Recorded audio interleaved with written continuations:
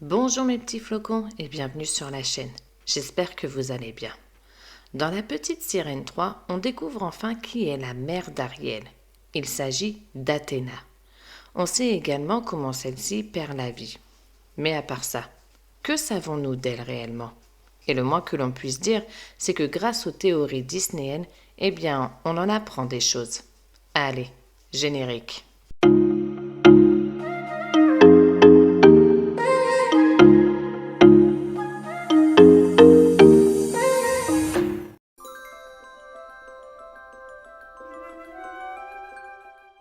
Le personnage d'Athéna est un personnage clé du troisième volume de La Petite Sirène paru en 2008.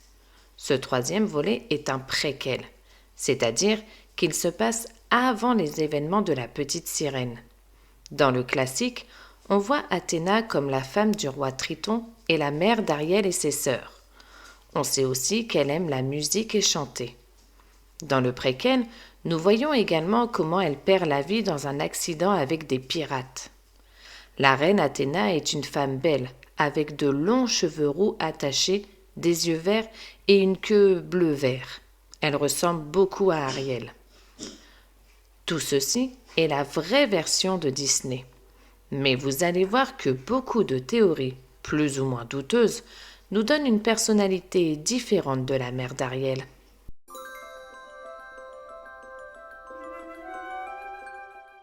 Et oui, il semblerait que le principal antagoniste de Peter Pan soit responsable de la tragédie ayant eu un impact direct sur le destin d'Ariel.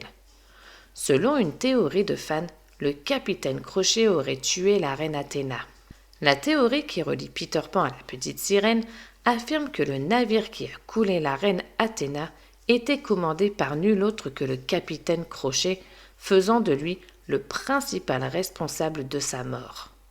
Alors oui, il est vrai qu'on ne voit pas à proprement parler Crochet dans la scène de la mort de la mère d'Ariel.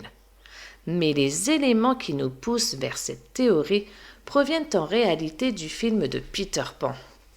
Dans la scène où Peter emmène Wendy au lagon des sirènes, l'une d'elles se distingue immédiatement par sa ressemblance physique avec la reine Athéna, de ses cheveux roux à sa queue bleu-vert.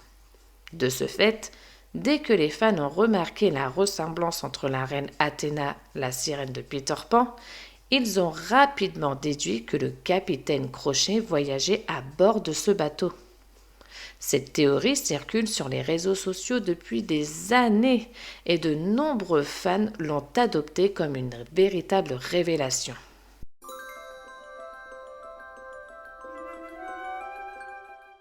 Dans un ouvrage de Serena Valentino, la reine Athéna est mentionnée à plusieurs reprises. On y apprend même qu'Athéna est la seule à avoir été bienveillante envers Ursula et qu'elle l'a protégée des traitements que le roi Triton lui infligeait. On apprend même qu'Athéna était tellement compatissante envers Ursula et que c'est pour cela qu'elle n'a jamais été bannie du royaume quand Athéna était encore en vie. Malheureusement, une fois Athéna tuée, Ursula fut bannie du royaume d'Atlantica. De ce fait, on pourrait penser qu'elles étaient vraiment amies l'une pour l'autre. Après tout, il est vrai qu'entre familles on se soutient. Mais il est possible aussi qu'Athéna avait beaucoup de compassion envers Ursula afin que celle-ci ne révèle pas son immense secret.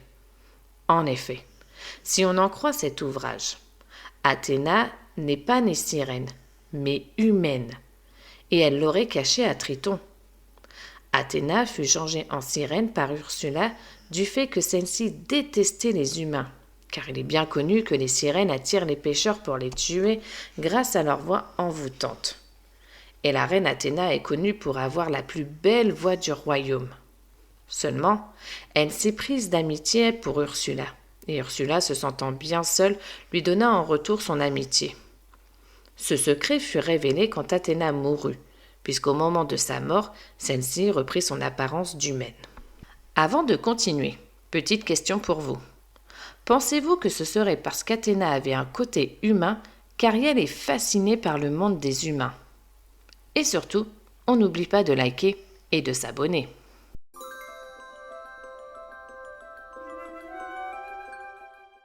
Peter David avait écrit une histoire sur le personnage d'Athéna en bande dessinée, intitulée Portrait de la vie. Dans cette histoire, Athéna, alors renommée en Atlanta, se lie d'amitié avec un artiste humain nommé Duncan et pose pour des tableaux. Triton l'autorise, pensant que les humains n'étaient pas si mauvais. Cependant, Cole, un artiste rival, jaloux du succès et du talent de Duncan, tente de le tuer en déclenchant une avalanche. Atlanta, en le poussant hors du danger, est elle-même ensevelie sous les rochers. Fou de rage, Triton affronte Cole, le terrorise et se jette du haut de la falaise. Tournant sa colère vers Duncan et prêt à le détruire, il entend la voix d'Atlanta dans les nuages, le suppliant de l'épargner. Emportant le tableau inachevé de Duncan, il retourne à la mer pour pleurer. L'histoire fut produite puis rejetée en raison de son ton sombre.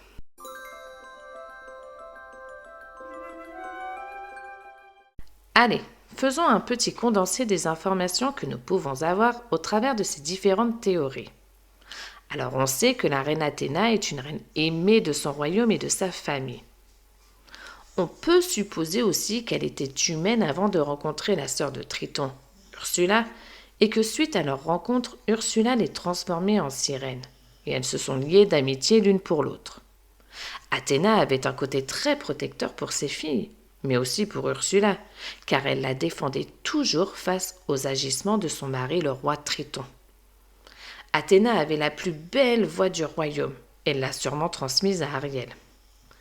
On peut supposer aussi qu'avant la mort d'Athéna, bien avant de rencontrer le roi Triton, Athéna faisait partie du monde du pays imaginaire, et qu'elle aurait connu le capitaine Crochet. Bien des années après, on soupçonne Crochet d'avoir tué Athéna, et de ce fait son grand secret aurait été révélé à Triton sur son côté humain. Voilà mes petits flocons pour tous ces traits de caractère sur la mère d'Ariel. Il ne me reste plus qu'à vous souhaiter une bonne journée, à vous faire des bisous et à vous dire ciao!